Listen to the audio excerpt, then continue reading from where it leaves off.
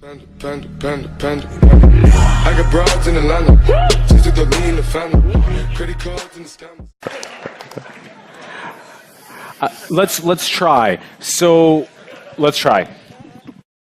Can science sufficiently consistently self-actualize humans? Well, okay. Because with God, with religion, people find some sort of self-actualization. Can science be a source of self-actualization or morality? Not the way that we normally construe science. Like, if you look at, let's make that concrete for a minute. When I teach my students my personality class, and we concentrate a fair bit on clinical theories because I'm a clinician, one of the things I make clear to them is that neither medicine nor clinical psychology are sciences.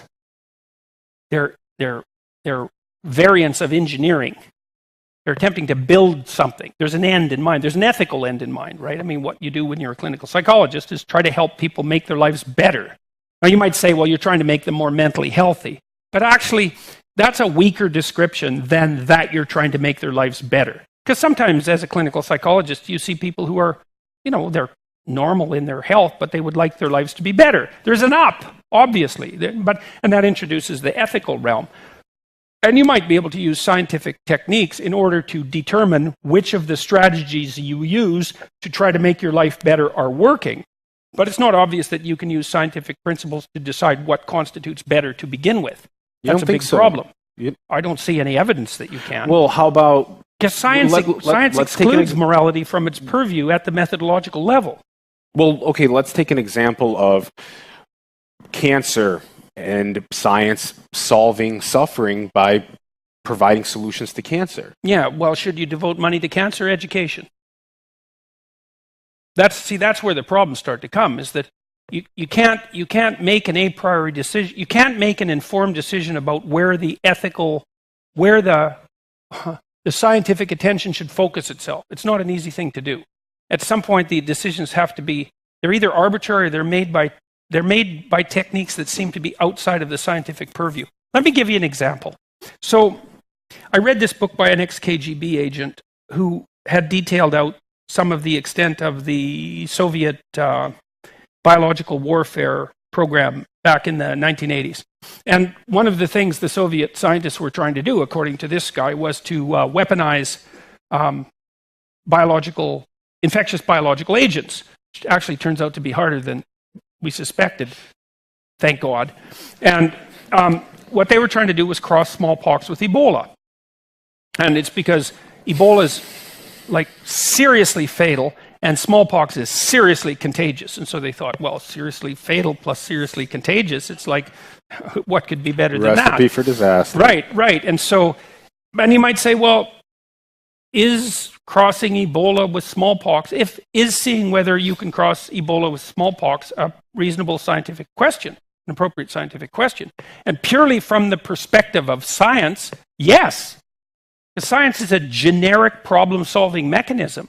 Now, you might say, well, no, it's not something any reasonable human being should ever engage in, but that's not the same thing as asking whether or not it's a question within the reasonable purview of science. I mean, the thing about science is that science was designed to be as value-free a methodology as possible. It's designed for that. And so then people say, well, why is there a gap between science and values? It's like, well, because it's built into the methodology. So it looks to me like you need something that's outside of science to direct the ethic. And it seems to me that's something like stories. It can't come from within science. I don't see how.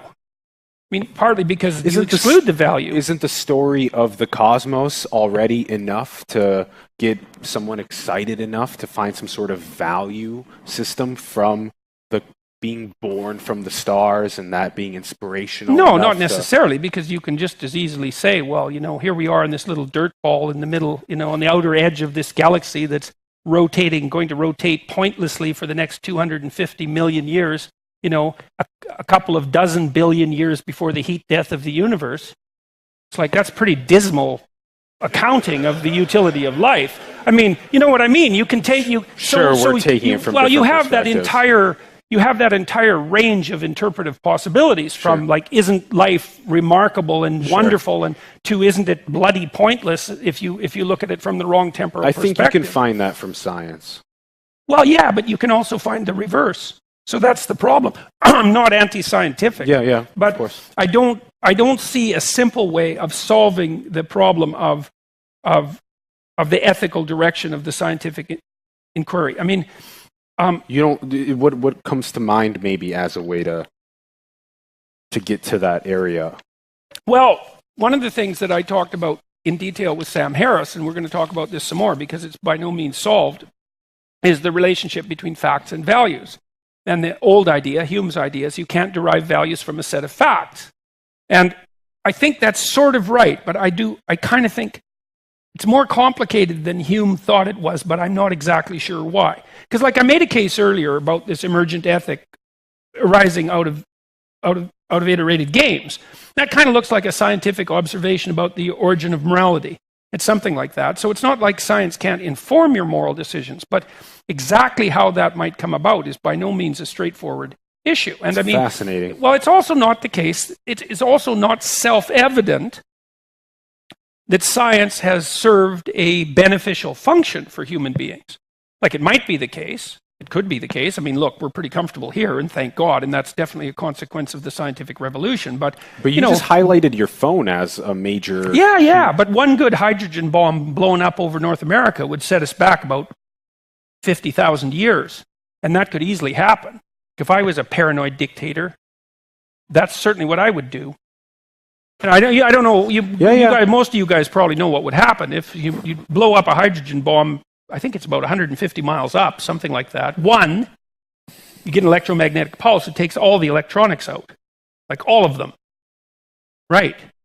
One bomb. And so, like, maybe we'll manage that, but it wouldn't. And, you know, maybe we'll manage that transition to whatever we're going to do next, but I wouldn't count on it.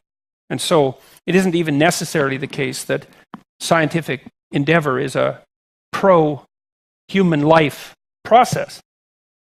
Depends on what we do with it, I suppose. And that's why you said earlier that it's important now more than ever to have these conversations about the future of humanity and where are we going, how are we going to do this together. So let's talk about just ending it off with mutual exploration. I really thought this was interesting. And the intellectual dark web is a really good example of this, which you are a main pillar of, in my opinion. So let's say that two people are having a conversation and they're reducing their points. They're maybe keeping it to straight binary. We see a lot of political polarization that's occurring today in United States politics. Finding a lot of the beauty and the nuance of conversation when you take complex position and you maybe stay equanimous rather than become agitated. All of these things tend to drive better conversations, and it seems as though you're leading that forefront. What do you see in that sort of path that we're walking of figuring out how to have better conversations? I write about this a fair bit in 12 Rules for Life. There's a chapter, I think it's chapter 9, I think that's right. Assume that the person that you're listening to knows something you don't. It's kind of a derivation of some things that I learned from Carl Rogers, who was a great clinician, great 20th century clinician. His star sort of rose during the 1960s. He was a humanist. He was a Christian missionary when he was a kid, but he dropped that and he became a leading light in humanistic psychology. And he was really interested in the preconditions for therapeutic conversation. And he thought that, well, if you were going to engage in the process of therapy with a client, that the client had to bring to the session before he or she arrived the willingness to make things better. That would be the first thing. Yeah. Right? So that, and I've done therapy that was court mandated. It's like, I wouldn't recommend that. That just doesn't work very well. You know, because you can't force someone to be better. They have to kind of come already thinking that there's a bunch of things they don't know and that their life could be better than it already is. And that's a good position to take when you're engaging in a conversation with someone. It's like, look, if you already know enough, more power to you, man. You know, But if you're suffering more than you think is necessary, which is like highly probable, or more than you think is desirable, which basically means if you're suffering more than you think is desirable, that means that you're way more ignorant than you need to be. Right? That's what it means, because maybe you have an illness, you don't know how to cure it. Yeah. Maybe you're having a fight with someone, you don't know how to get out of it. Maybe you're failing at work and you don't know what to do about it. It's like you're ignorant, and no wonder, because people are ignorant. And so you might think, well, unless everything is just the way you want it to be, then you have something to learn. And then you think, well, maybe the person you're talking to, no matter how uncomfortable you are with their opinions and how bent out of shape you think they are, maybe even how bent out of shape they actually are, there's always the possibility that if you actually engaged in a conversation, you asked them questions and you tried to figure out what they thought, that you'd come away with one crumb of knowledge more than you had when you went into the conversation. And like conversations like that are a lot more interesting. I found in my I've probably done 20,000 hours of clinical work, something like that. And so that's 20,000 hours of really, really, really, really serious conversations.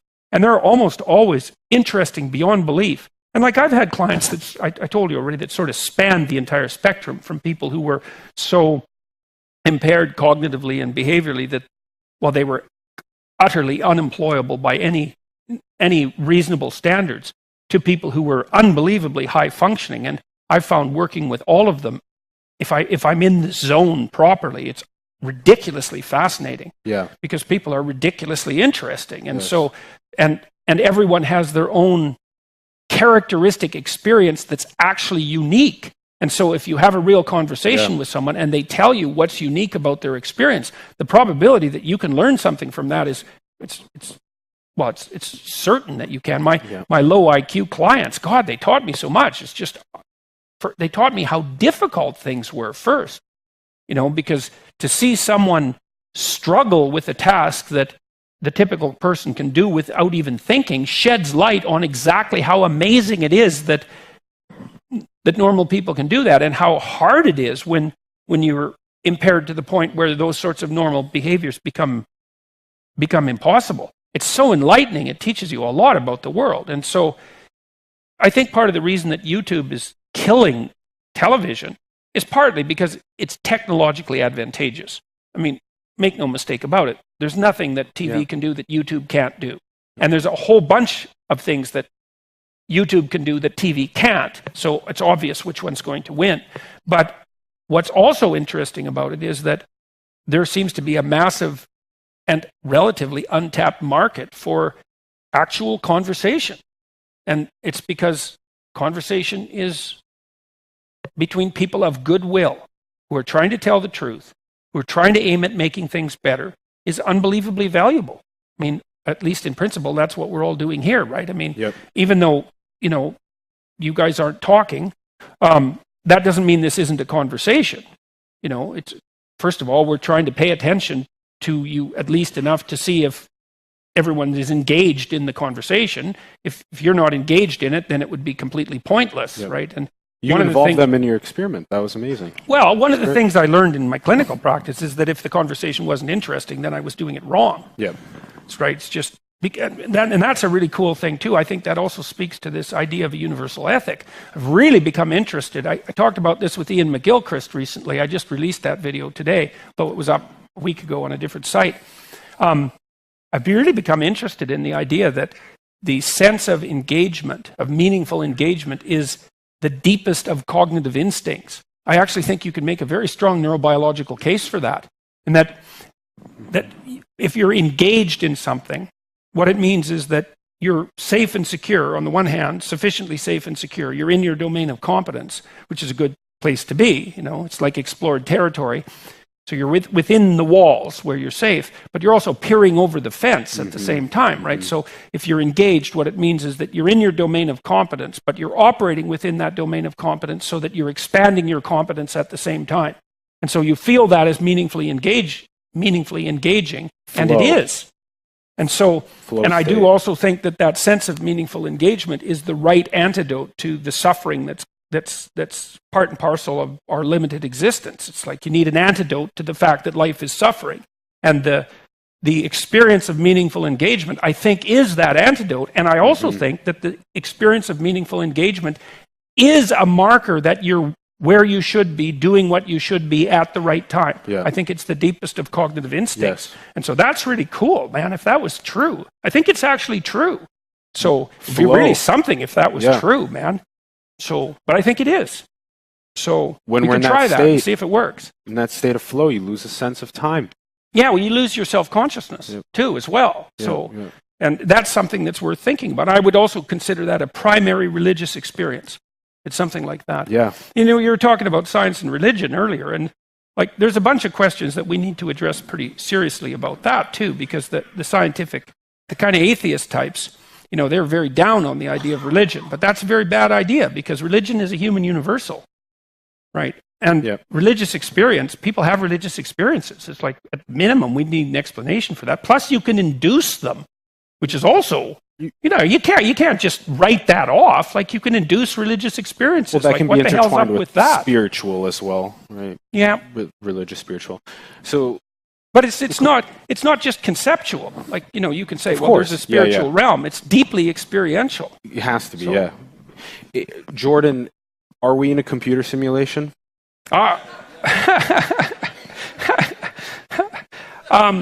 If we are, it's within a computer that we don't understand. Questions like that are strange because, Welcome to simulation. well, it's like asking whether you can reduce consciousness to material to its material substrate, and the answer to that is yes. But by the time we reduce consciousness to its material substrate, our understanding of what that material substrate is will have transformed so dramatically that it won't look very much like the material substrate that we presume now. And so if we're in a simulation, then it's within the confines of a mechanism that we can't easily assimilate to our own computational devices. So and then, of course, the other problem with a question like that is, well, we've already defined this as reality, and so is reality a simulation? It's, well, no, by definition, it's not. You might say, well,